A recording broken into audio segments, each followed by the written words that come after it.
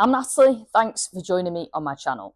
So, if you're a golfer who is seeing a bit too much of this in the backswing, that collapsed lead arm, very narrow backswing, potentially even pulling the club in towards the body here.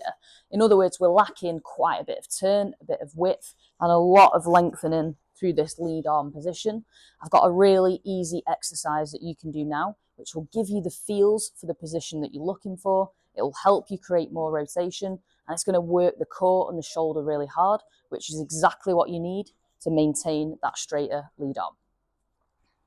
So for this exercise, we need the good old resistance band. Today, the blue band and not the red band, because I've left the red band at home like an absolute muppet. So I'm going to use the blue band. If you have a red band at home, you're going to do it as we normally would do. So just for reference, this band is a little bit thinner. It's 5 to 15 pounds in terms of strength. The red band that I normally use in most videos is 15 to 35 pounds in terms of strength. So it's a little bit slacker, this one, and a little bit easier to do. You could use either band if you've got both of them as an option. So the band's here to create some resistance for our body, making the body work a little bit harder to try and achieve those positions that we were looking for in the backswing. First thing I'm going to do is place the band under my lead foot. So for me, left foot as a right-handed golfer. If you're a lefty, this is going to go under your right foot. Set yourself up in a normal posture. Now, in terms of grip, there's two ways you can do this. It's entirely up to you in terms of comfort. You can go underhand like that, where the right elbow will fold a little bit more naturally as we would feel it in the backswing, but it makes the band a little bit harder to pull in the first place.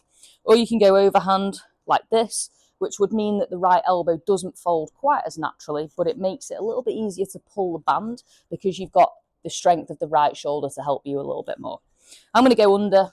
I just prefer this position. You can try either or, see what you like the best. So what we're going to do is, I'm going to start off by just pulling the band a little bit through my right arm here to get a bit of rotation going.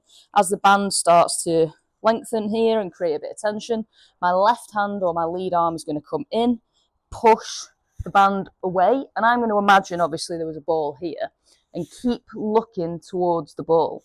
My right arm here will just sort of get out of the way, fold a little bit, and hold the band at the top here.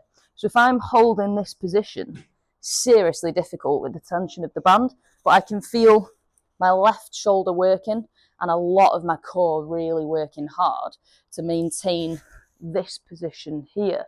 At the same time, I've created what should feel like a natural hip turn. So this is not just a case of drag the upper body, don't move the legs. Let the legs, let the hips rotate as they naturally would do. But a lot of the work is being done waist up on this one.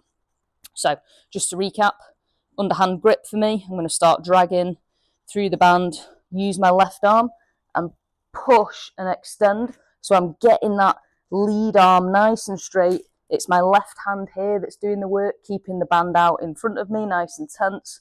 And you're just going to hold that position for about 5 to 10 seconds if you can take it. Count it down in your head. It's pretty tough, this. I'm not going to lie. This is one of the harder ones I've done on this channel. Counting yourself down, 5 to 10 seconds, feel the core working, feel this lead arm working, this lead tricep working as well. But the key thing with this is we don't want to be fighting it. And that's the difficult part. So you can see, even for me, who does this on a regular basis, this is still quite tricky. As I'm making this motion, I don't want to be like, really tense, really fighting it. When the body's tense, we often get the opposite effect. What we need to do is try and relax into the position. Not very easy. But with practice, you should be able to get yourself there. So for this, I'd be looking at something like 3 to 5 reps in total. Aim for that 5 to 10 second hold at the top of the backswing position, really lengthening that lead arm. That is the aim of the game here, is to get this a little bit straighter than it normally would be, helping you achieve that little bit more rotation in the backswing and avoiding any lifting and breaking of the elbow. This video is sponsored by GX golf gloves. Awesome golf gloves that will cost you a lot less money. Well worth a try. Get one in your golf bag. They're really good quality, really comfy, and they fit perfectly. You can use the code PRO10 for 10% off. I can go home and rest now after that exercise. It's a tough one, but well worth persevering with because it does make a difference to your golf swing. A lot of the time, all we're missing is a bit of sensation and a bit of feel for what it really should be like. So have a bash at this, maybe a couple of times a week. Again, you could use it in a warm-up like this driving range situation here, before you practice, before your next lesson, or before you're going out to the first tee, or a little bit of homework in the evening for 5 or 10 minutes, just to practice and refresh this and really get some reps into your body. If you enjoyed this video, hit the thumbs up button for a like. Share this channel with your golfing mates. You never know, there may be some videos on here that can help them as well. Don't forget to leave comments if you'd like to ask questions or you want to see particular topics covered in future videos. And thanks again for joining me. Thanks for taking the time, and I'll see you next time with a new topic.